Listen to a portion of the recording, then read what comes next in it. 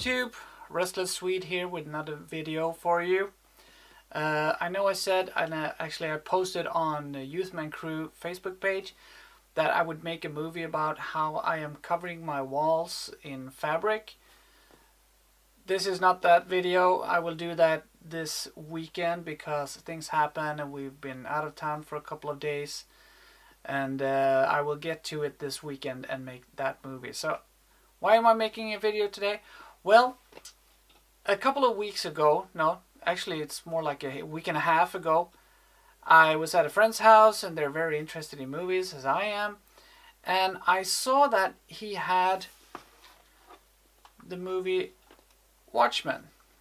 This movie came out in 2009, and me and my girlfriend, now wife, rented it. Yes, rented it. We could do that back then.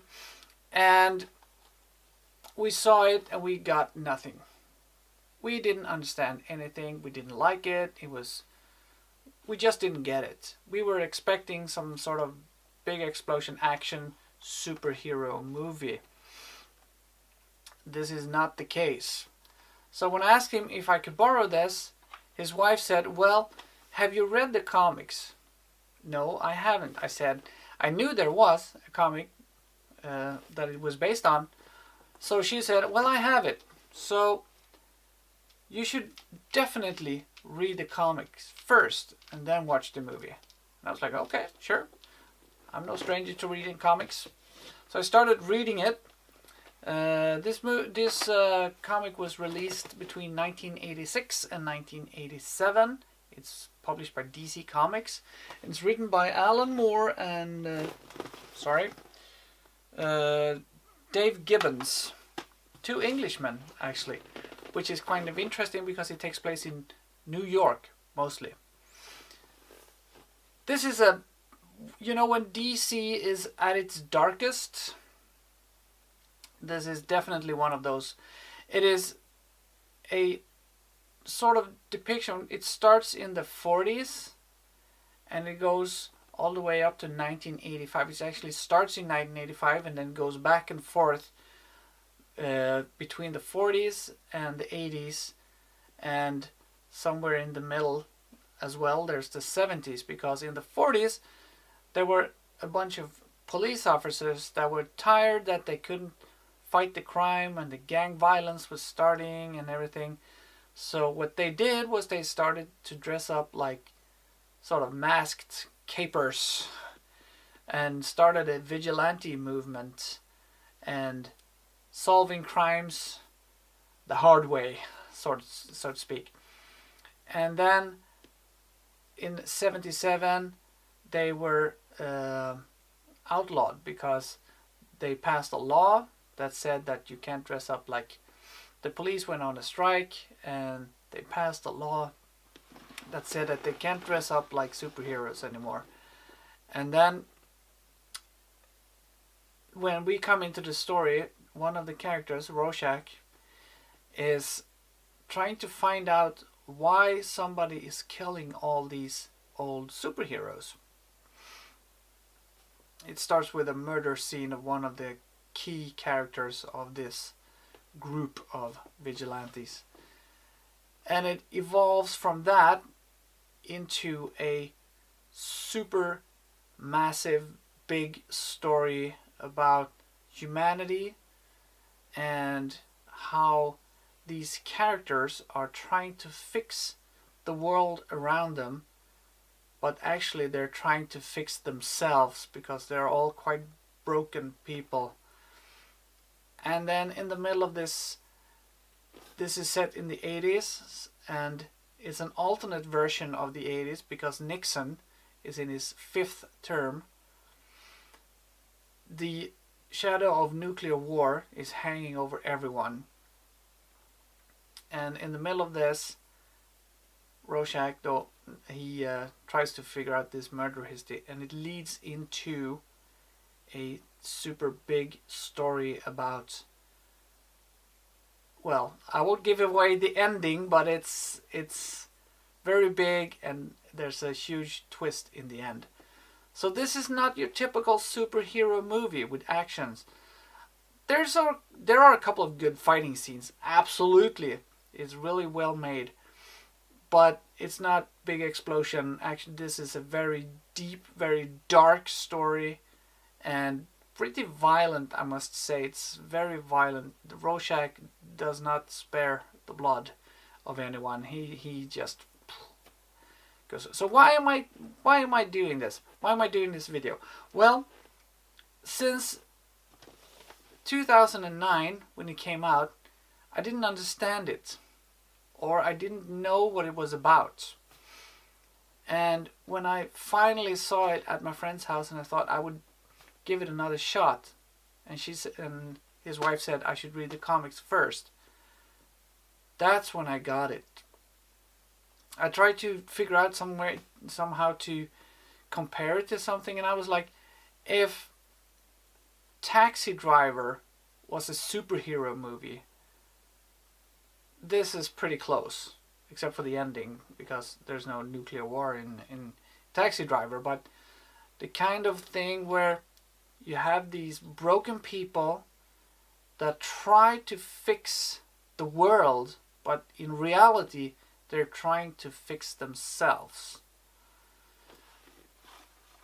And it's really well directed. Zack Snyder, the director, he did a really good job, and the characters are so well played, and they are so well adapted from the comic.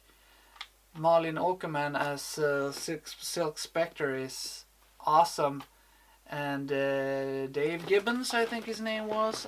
Sorry, I've got Wikipedia here. Sorry, I'll go back to IMDb. Patrick Wells, I'm sorry, plays Dan Dryber, or Night Owl, and he's just so good. The characters look like the characters in the comics. They act like them. Of course, you always have to do some adaptation between paper and movie, but in 2009, when it came out, it was criticized and it wasn't very popular. It was very anticipated, but it got a lot of critique. But I must say, this movie has really grown over the years, and I think people are now ready for this type. After Joker, I must say, people are ready for this type of dark and dirty superhero movie.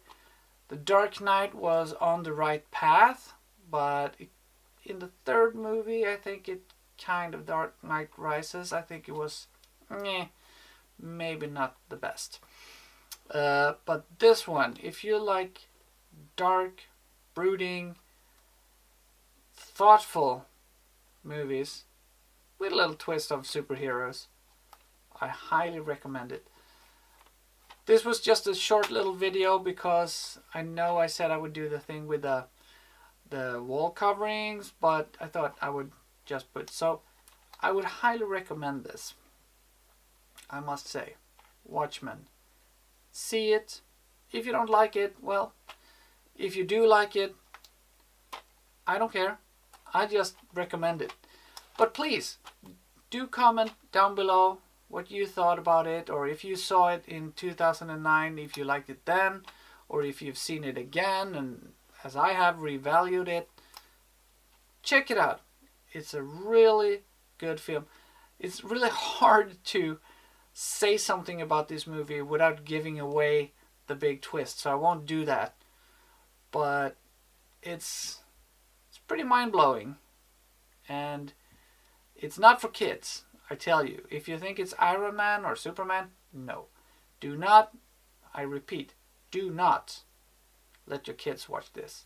Watch it yourself as an adult or a young adult, but I have a 12-year-old daughter. We've seen all the superhero movies, all the Marvel. We're starting on X-Men. This is nothing like that. Don't let your kids watch this. I would never let her see this. She would not sleep for a week. It's very bloody and raw, and some pretty adult themes in there as well. You know what I mean, drugs, sex, whatever.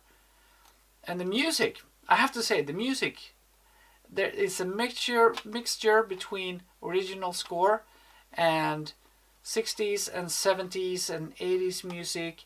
And if you listen carefully, there is in this movie a very good use of Everybody Wants to Rule the World by Tears for Fears. Just listen for it. It's kind of subtle, but it's really good. Watchmen. If you have nothing to do this weekend, I highly recommend you picking up Watchmen and seeing it. I cannot say anything about the HBO series Watchmen because I haven't seen it yet. But I think this would be a good starting point. And then you can watch the TV series. But I highly recommend you read it first. That's all for this time. This weekend I will make the other video that I promised about the wall fabric. Until then, have a good time, stay safe, and I'll catch you in the next one.